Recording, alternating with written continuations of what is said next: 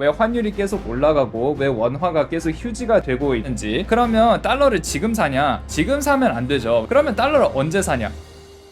안녕하십니까. 5살도 이해하는 경제 오이경이라고 합니다. 오늘도 박종훈의 지식 한방 동영상을 가져왔는데요. 제가 항상 말씀드렸지만 박종훈 기자님의 동영상들은 금융 초보자들, 주식 초보자들이 이해하기에는 되게 어려운 동영상입니다. 그래서 이거를 하나하나씩 이게 풀어가지고 설명해 드리겠습니다. 원화가 휴지가 되고 있는 8가지 원인인데요. 자, 원화가 휴지가 되고 있다는 게 무슨 뜻이냐면요. 지금 1달러에 원화가 1460원으로 알고 있습니다. 지금 1달러가 1460원인데 지금 원화가 더 높은 거 아니야? 그런데 왜 원화가 다 휴지 조각이 되는 거지? 이렇게 생각을 할 수도 있는데요. 사실 그게 무슨 뜻이냐면요.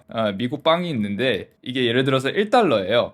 이 미국 빵을 하나 먹으려고 하면 원래는 그냥 1200원만 내도 됐었거든요. 1200원만. 옛날에는 뭐 1100원 내면 됐었죠. 근데 이제 1400원 이상을 내야지 이 미국 빵을 살 수 있는 거예요. 이 빵을 사기 위해서 더 많은 한국 돈을 내야 되지 않습니까? 그게 바로 한국 돈이 약해졌다라고 생각을 할 수 있어요. 다시 정리를 하자면 미국 빵 사려고 하는데 더 많은 한국 돈 필요. 그래서 한국 돈 약해졌다. 근데 요즘에는 코스피가 엄청나게 많이 올라가고 있어요. 코스피는 그렇게 생각하면 돼요. 한국 주식시장의 성적표라고 생각하면 되거든요. 코스피라는 한국 성적표가 되게 그 높은 점수를 받고 있어요. 2023년, 2024년에는 3천 정도에서 이렇게 놀고 있었는데, 그런데 2025년 11월에는 4천 넘겼어요. 그런데 원래는 코스피가 이렇게 높을 때는 환율이 내려가는 게 당연했거든요. 환율이 내려갔다는 뜻은 원화가 한국 돈이 더 강해졌다라는 뜻이거든요. 그렇게 생각하면 돼요. 더 많은 사람이 한국 돈을 사용한다. 이렇게 생각하시면 되거든요. 이거랑 같다고 생각을 하시면 돼요. 한국 돈이 강해졌다는 뜻은 더 많은 사람들이 한국 돈을 사용한다는 뜻이거든요. 코스피의 한국 회사 뭐 삼성전자라든지 SK하이닉스라든지 한국 회사에 투자를 하려면 한국 돈을 이용을 해야 돼요. 코스피가 4천 이상이 올라갔다는 뜻은 무슨 뜻이냐? 한국 돈을 더 많이 이용했다는 뜻이거든요. 누가? 외국인들은 뭐 달러를 가질 수도 있고 뭐 홍콩 달러를 막 가질 수도 있고 아니면 뭐 위안을 가질 수도 있는데 어찌됐든 대부분 다 달러를 가지고 있다고 칩시다. 달러를 한국 돈으로 이게 환전해야 되지 않습니까? 환전. 돈을 바꾸다 보니까 달러 사용한 비중이 줄고 한국 돈 사용하는 비중이 높아지니까, 그래서 한국 돈이 높아지니까 한국 돈이 더 강해진다. 그래서 환율이 내려간다. 이렇게 생각하면 되거든요. 그래서 쉽게 말해서 환율이 내려간다는 거는 무슨 뜻이냐면요. 지금 1달러에 1460원, 근데 이게 1달러에 1300원. 이게 환율이 내려간다는 뜻입니다. 아니 이거 다 아는 내용인데 그냥 빨리빨리 얘기해줘 라고 할 수도 있는데, 제 채널 컨셉은 뭐냐? 5살도 이해할 수 있도록 쉽게 설명하는 거니까 조금 천천히 설명하는 점 이제 양해 부탁드립니다. 그래서 결론부터 말씀드리자면 이 동영상에서 뭐라고 했냐면요. 그래서 원화가 휴지가 된다는 것은 환율이 높아지는 것을 이제 의미를 하는 거죠. 그게 왜 그러냐면 한국 돈 인쇄 너무 많이 해서, 그리고 한국 돈을 인쇄를 너무 많이 하니까 결국에는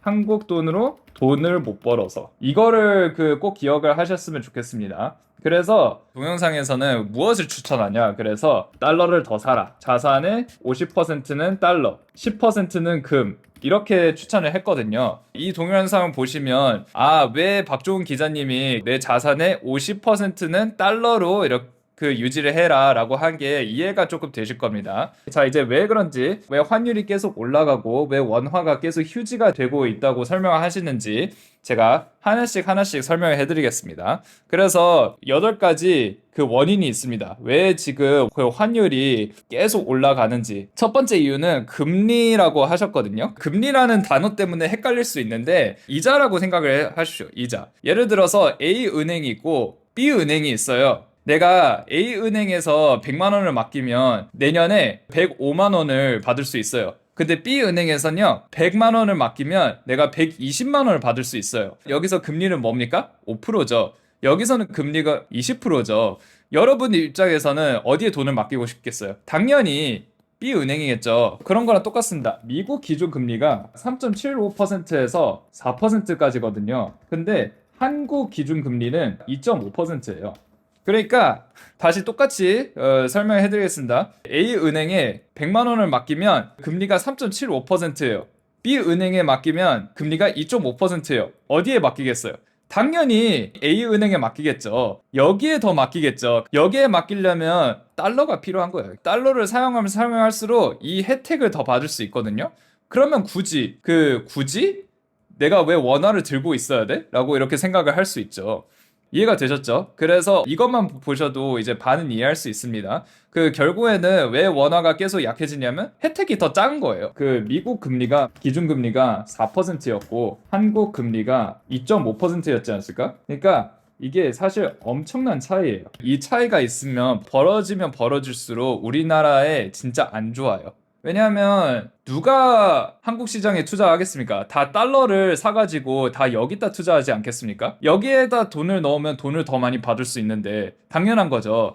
근데 지금은 무슨 일이 일어났냐면요. 자, 1999년에 이렇게 금리 차이 1.5%였는데 그게 기간이 21개월이었어요. 그리고 2005년에는 금리 차이가 1.0%였는데 기간이 25개월이었어요. 그런데 이제 2022년부터 금리 차이가 무려 2.0%예요. 2.0%. 미국이 4%였으면 우리는 2%예요. 다시 말씀드릴게요. 내가 100억이 있어요. 미국에 맡기면 이게 104억이 되고 한국에를 맡기면 102억이 돼요. 어디로 맡기겠어요? 당연히 다 미국으로 가겠죠. 당연히 다 원화로 쓰는 사람들이 많이 줄어지겠죠. 그 뜻입니다. 금리 차이가 2.0%인데 근데 기간이 더 충격입니다. 41개월. IMF 때보다 2배로 긴 거예요. 그래서 이렇게 길어지니까 사람들이 어떻게 인식하냐면요. 야, 원화? 왜 바꿔? 이렇게 되는 거거든요.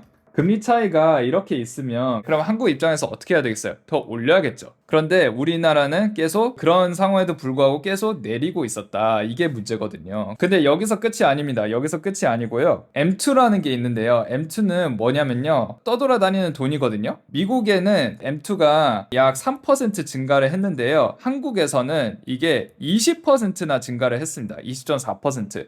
우리가 미국이 돈을 많이 찍어가지고 이거 진짜 큰일 나는 거 아닌가 했는데 한국에서는 돈을 7배나 더 많이 찍은 거예요. 자, 돈이 많이 찍었다는 뜻은 돈의 수량이 더 많이 올라갔다는 뜻이거든요. 1,000원을 가지고 있는데 그 1,000원에 파워가 계속 약해지는 거예요. 돈을 더 많이 찍으면 찍을수록 이제 돈이 더 약해진다. 돈을 더 많이 뿌린다는 뜻은 더 많이 돈을 많이 사용한다는 뜻이거든요. 그러면 가격이 더 비싸져요. 결론적으로 말씀드리자면 내가 가지고 있는 돈이 더 약해진다. 이렇게 생각을 하시면 됩니다. 이유가 8가지 있었는데 여기서 4가지만 말씀드렸거든요. 그것만 봐도 이제 왜 그 우리나라 그 원화가 약해지는지 이제 알 수 있는 거거든요. 결국에는 이 돈이 한국에서 계속 빠져나가는 거예요. 전 세계 사람들의 비중으로 원화를 사용하는 사람들이 많이 떨어지고 있기 때문에 환율이 계속 올라가고 있다 이렇게 생각을 하시면 되거든요. 그리고 특히 이게 더 그 화살표가 더 커지는 이유가 뭐냐면요. 그만큼 많이 인쇄를 했기 때문입니다. 인쇄를 겁나 많이 해가지고 이 속도가 이렇게 훨씬 더 빨라진 겁니다. 그래서 정리를 하자면 처음에 말씀드렸듯이 달러를 자산의 50% 정도는 소유하라고 했잖아요. 저는 개인적으로 한 80% 소유하고 있는 것 같아요. 왜냐하면 원화가 앞으로 계속 파워가 약해질 거라는 그 얘기가 있기 때문에 그래서 50% 이상은 무조건 소유를 해라. 그러면 달러를 지금 사냐? 지금 사면 안 되죠. 왜냐면 지금은 이미 너무 비싸요. 그러면 달러를 언제 사냐? 박종훈 기자님 뭐라고 말씀하시냐면요. 3년 평균값보다 낮으면 사라고 했거든요. 3년 평균값이 예를 들어서 한 1350원이었어요. 1달러가 1350원 정도 되었어요. 그러면 이제 1350원보다 더 밑에 있는 값에 조금씩 이제 사는 거죠. 달러를. 아마 지금 조금 더 올라갔을 거예요. 1350원보다. 근데 이제 3년 평균값을 구해가지고 조금씩 달러를 매수를 해라 라고 이렇게 됐는데요. 저는 개인적으로 뭐 그것도 중요하긴 중요하지만 계속 미국 주식을 사면 저절로 이게 달러를 매수하거든요. 왜냐하면 미국 주식을 사면 무조건 달러로 사야 돼요. 그래가지고 저는 삼성증권의 엠팝을 사용을 하는데요. 그 주식을 살 때 엠팝을 이용할 때는 이제 예를 들어서 넷플릭스 주식을 살 때 그 달러를 사야 되거든요. 그래서 제가 원화를 넣으면 이 시스템이 알아서 이거를 달러로 바꿔주고 그 다음에 이제 넷플릭스를 사게 해줘요. 그러면 넷플릭스 주식을 사면서 바로 이제 그 달러로 바꾸는 거거든요. 말씀드렸듯이 달러가 이제 자산 비중의 80% 있었던 이유가 뭐냐면요. 그게 자연스럽게 됐어요. 자연스럽게. 미국 주식을 사다 보니 어쩌다 보니 그렇게 됐습니다. 그래서 미국 주식이 내가 생각하는 가격보다 조금 더 저렴할 때 그때 사다 보면 그러면 이제 달러도 같이 사는 거기 때문에 달러를 바꾼다는 뭐 스트레스는 굳이 안 받으셔도 되고 미국 주식을 사다 보면 어쩌다 보니 달러로 바꾸게 돼 있습니다. 아무튼 오늘 동영상 여기까지 하겠습니다. 오늘도 시청해주셔서 감사드리고 구독, 좋아요, 알림 설정 부탁드리겠습니다. 감사합니다.